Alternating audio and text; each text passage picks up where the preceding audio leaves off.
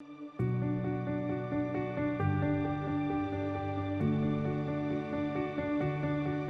keynote speaker of the 6th graduation ceremony of Jesuit Memorial College does not need an introduction. But since this is an academic ritual, I must present him to you. We learn priceless lessons from paradigms of good leadership. Our mission at Jesuit Memorial College is to form leaders who are open to growth, intellectually competent, loving, religious, and committed to justice.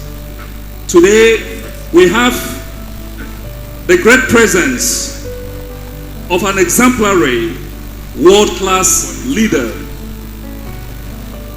Mr. Peter Gregory Obi was born on July 19, 1961, to Mr. Josephat Obi and Mrs. Agnes Obi in the city of Onitsha. Peter Obi was largely known as Okute among his friends, and Okute means rock. He attended Christ the King Catholic College in Onitsha before proceeding to the University of Nigeria, Nsukka. Due to his passion for education, he enrolled and graduated in several other universities such as Columbia Business School, London School of Economics, and Harvard Business School, to name but a few. Career-wise, he followed his father's footsteps by starting as a humble trader. He then joined the banking sector. He worked in companies like Fidelity Bank, Future View Securities, and Guardian Express Mortgage Bank, to mention but a few. He served as governor of Anambra State for 8 years between 2006 and 2014. As a servant leader, he transformed the educational landscape of Anambra State and raised the education bar exponentially. The keynote speaker is a successful businessman and political leader, and is happily married to Margaret Brownson Hussein for 32 years and counting. They are blessed with 2 children, Gabriela and Gregory. Peter Obi has a brother who is a Catholic priest and a sister who is a religious sister. He gracefully participated in the last presidential election of the nation. As a leader, he's a man of peace and a man of the 4 Jesuit C's, a man of conscience, a man of competence, a man of compassion, and a man of commitment. Dear Phoenix, staff, parents, and guests, make sure you listen to every word of the keynote speaker. He cancelled a speaking engagement in London because of his love for you, the Phoenix. For him, you are the hope of Nigeria. It is by God's favor and providence that he is here today with us. Phoenixes and distinguished ladies and gentlemen, I have the honor to present to you a statesman, a political activist, a business executive, a transformational servant leader, the Okute of Africa, Mr. Peter Obi.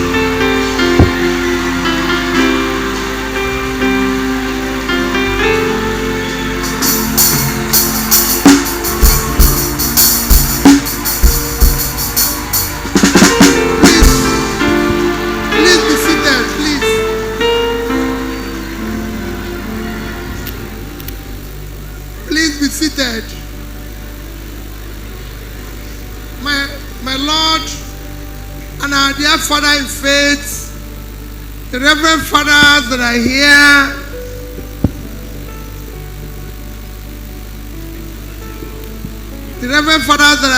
and all the religious, my dear graduating students and parents, let me start by most sincerely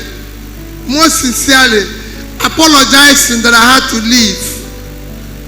That was not my plan. I came into Port Harcourt last night for this, but unfortunately, tried to book 3 airlines, 3. By this afternoon, 2 have cancelled. If you go there now, you see that the bomb have cancelled their flight today, and the next one by 4 have cancelled. And I'll look for flight all over, around here from Owerri to Warri. I can't get any. So I sincerely apologize in this situation. My first thing to the graduating students is to say a big congratulations to you. I know how you feel. Some of you might be thinking, is this 6 years over? When you came here 6 years ago, you never thought you were going to leave. But the 6 years is over. And I can tell you, some of you might not see each other again for several years. You might not have a meeting point again. Your meeting point now might be through the internet, through the WhatsApp, through anything. You might not have opportunity of meeting again because you're now going to face different lives after this basic education. Some are going to go on to become professors. Some are going to become traders. Some are going to become this.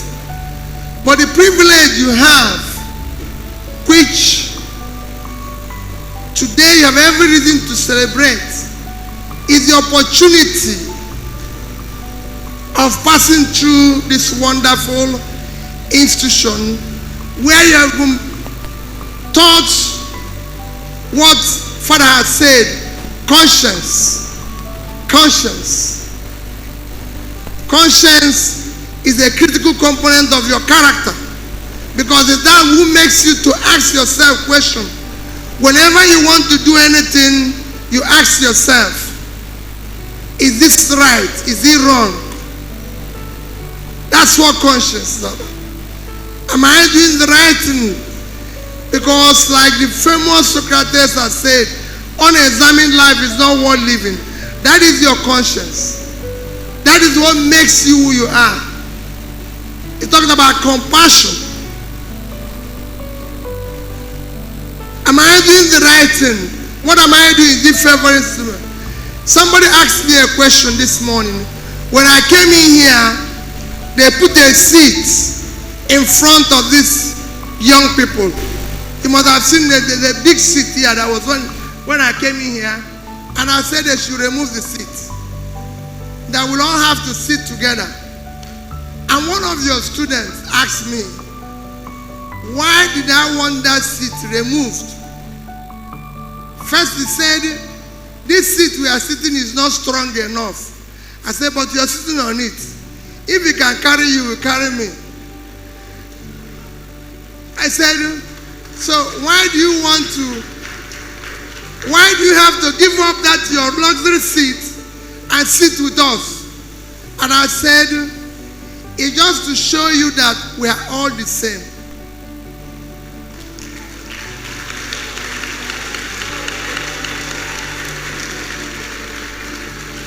None of us here, including our dear Father in faith, eat different food. It doesn't eat from different place.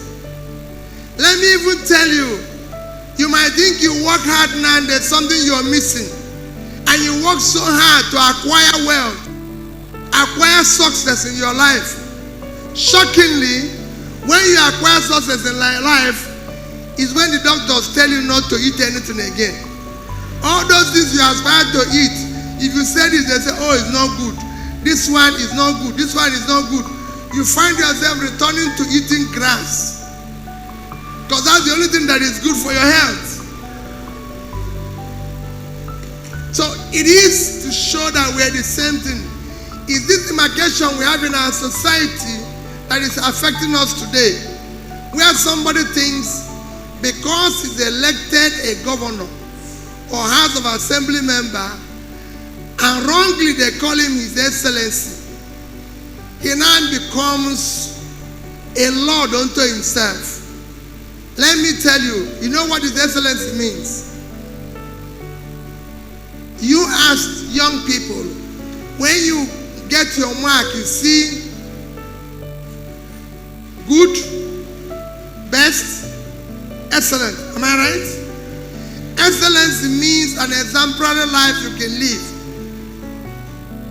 And if you say it, I can tell you categorically, you can write it down and say, no, there's nobody who is qualified to be called excellence here. It's an exemplary life. And that is what you are aspiring to be. To be excellent is to make sure you do the right things. You care for the society. You care for this. A right interviewer asked me now, what do you think about the education? Can government do more to educate people? I said no. Education is not a social welfare. Education is not an expense. It's an investment. You wouldn't know how your parents feel today having invested in you. That's how Nigeria would have felt if we have invested in education. Investing in you is critical. Our country today is underdeveloped because we have not invested in education. The more a country invests in education, the more developed the country is. We have not invested, we are not developed. Because of it, we're not doing well. The measure of development is what they call Human Development Index. And three things, that's measure of development. And three things drives it: health, education, and pulling people out of poverty. But of these three, education is the most critical. So countries are doing better than us today because they invested in education. And you can see it everywhere. You might be looking at it, oh, but we're in Nigeria. Other people did not do this and everything. Those who are leading the world today are educated in their country. And I can tell you where you are now in this school. You are actually in a better school than most people who are overseas. When I finished in Christ the King College, I can tell you that because I've been there. When I finished in Christ the King College, I went to Suka. And I said to myself, I want to know whether these people who are in a better school, there's something different with their brain. That has taken me today to pass through Columbia University, Harvard University, Cambridge, Oxford, Kellogg. And why did I do this? And it will shock you. Whenever I go to any of them, I found out we are better. Whenever I go to any of them, just last night, I told somebody experience, last night in this Port Harcourt, I told somebody my experience that in Nsukka, I find it very difficult to have everything I needed as a student. I was shocked that in one of the best schools, first schools that went in America, that for 1 week, we had a very good buffet, ice cream, wine, everything. So I didn't know that all those things were included in my fees because I've paid. So whenever I go to eat, I just take a little thing and go. An American friend of mine asked me, said, Peter, you don't like wine, you don't like ice cream, you don't like... And I said, no. Because I didn't want to pay additional money. And then he told me, he said, but these are what you have already paid. Why don't you enjoy them? And I said, my God, why did I've lost 1 week then. I haven't eaten for 1 week. So you can imagine what happened in subsequent weeks. I had to cover up. But, what am I saying this? These are things we did not see here. So, if they are brought in our environment, they will all fail.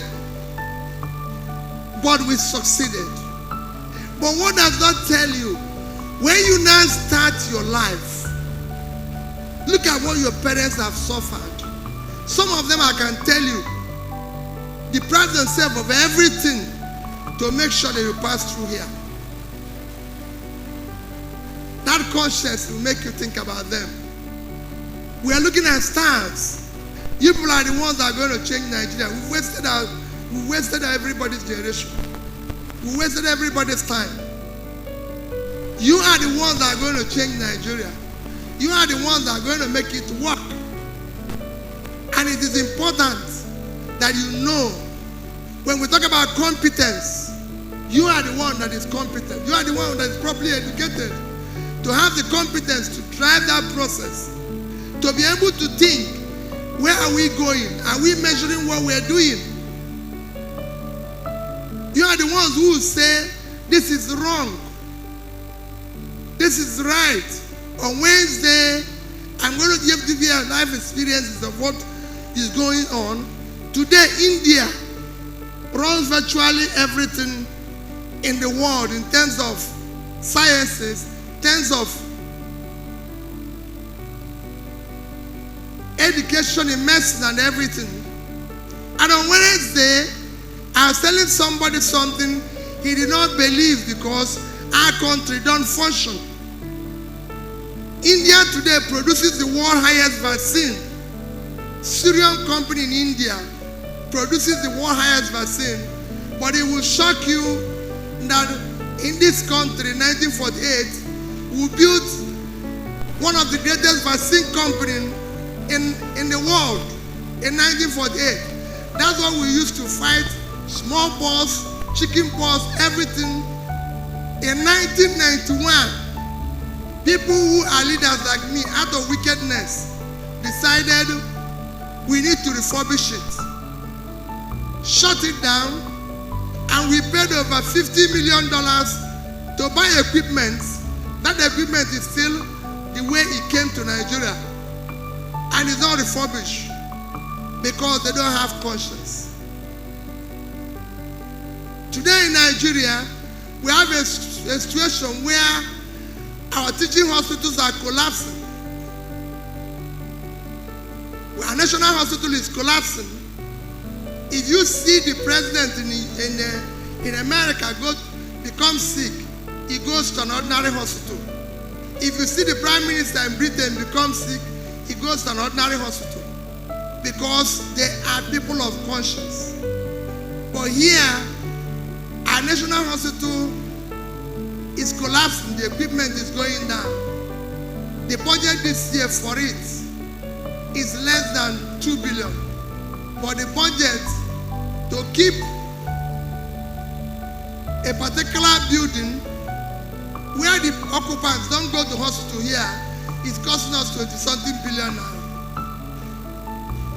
Because we don't have conscience and people of competence, we don't have a national library. Every country of the world have a national library. Nigeria as a country does not have a national library. Our budget this year for our national library is 980 million naira. But the budget of National Assembly Library is 15 billion. Because we have no conscience. I want you to go out today here feeling that I will believe in those seeds Father I've mentioned. Starting with conscience, because it pricks you. Conscience that what I'm doing must be right. Conscience that I must do please my parents. Conscience that I must be part of building a better society. Conscience that what we are going to see. I want you to go out here with compassion, feeling for the society, feeling for humanity, working hard to become productive.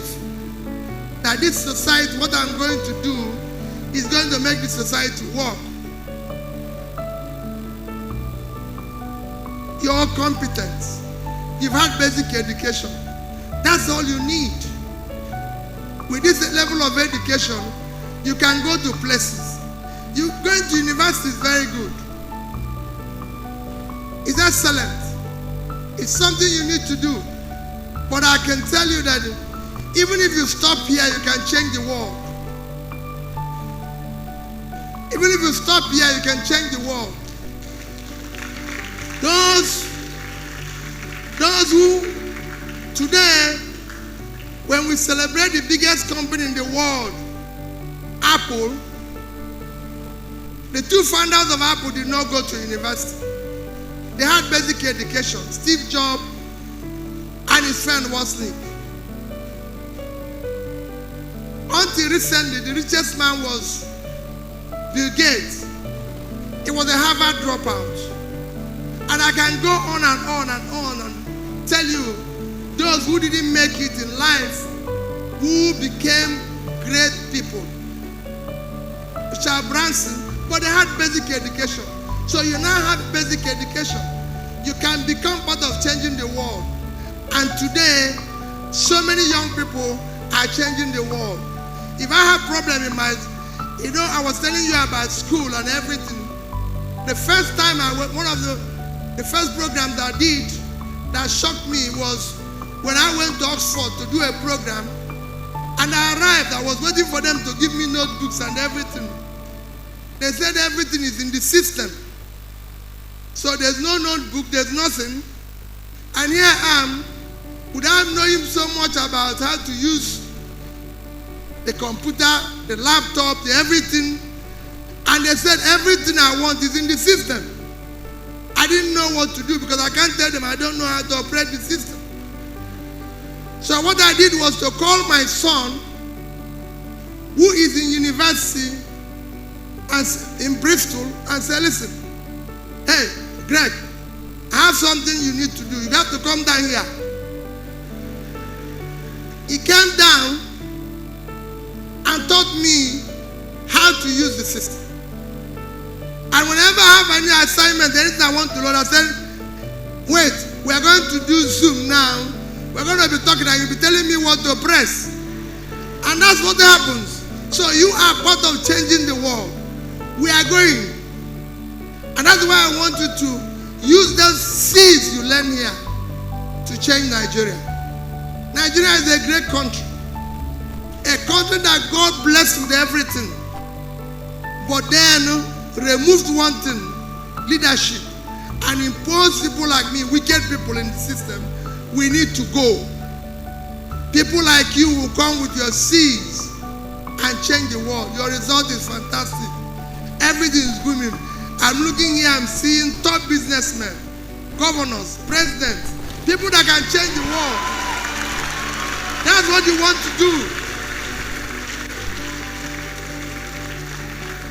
People who say no to wrong things. We can't say no to wrong things. We are looking. But I'm looking here and seeing people who say, you can't do this. You are wrong. You can change it. I've always said people, as governor, one of the greatest things I have was going to a school in a local government called Ihal and asking, saying I'm going to fix their roof by the time they come back in January, and I didn't do it. And I came to that local government to do something, and when it was question and answer, a young girl of JS1 got up and said to me, Governor, why do you make promise you don't keep? Everywhere was quiet. The principal came shouting, everybody was apologizing to me. And I asked the young girl what happened. Behold, he was right. I didn't keep the promise. And I apologized to her. And I said to her, we are going to fix it today. We are going to give you the check for it today. We went out, brought the check and gave her. The same principal, everybody came and carried her and ran out of hall. I want you to be that young girl who will say no to your leaders, they are wrong. Because we are wrong. No leader knows everything. If you know everything, you are an idiot. A leader must listen. A leader must learn. So a leader is a learner. And people like you are those that will change the world. I urge you today, go out there, make your parents proud. Make this school proud. Make your nation. Be great Nigerians. With you, a great Nigeria. Help us to stop this abuse of this country called Nigeria. Because if you don't stop it, it will take its revenge on you. God will bless all of you. Thank you.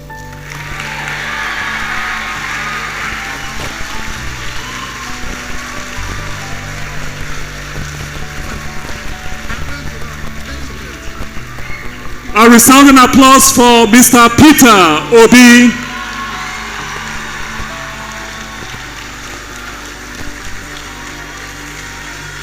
And I think we can call him His Excellency, right? Yes, so Mr. Peter Obi, remain standing. We have something to present to you. Just a minute.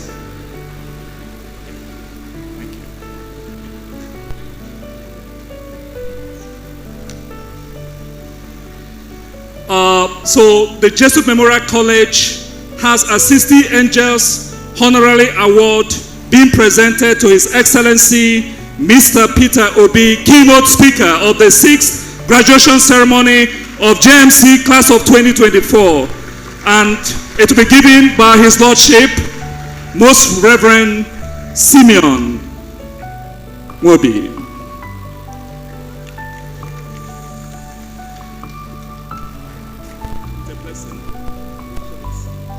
May the Lord bless you, keep you, and may He grant all your good heart desires. In the name of the Father, and of the Son, and of the Holy Spirit. Amen.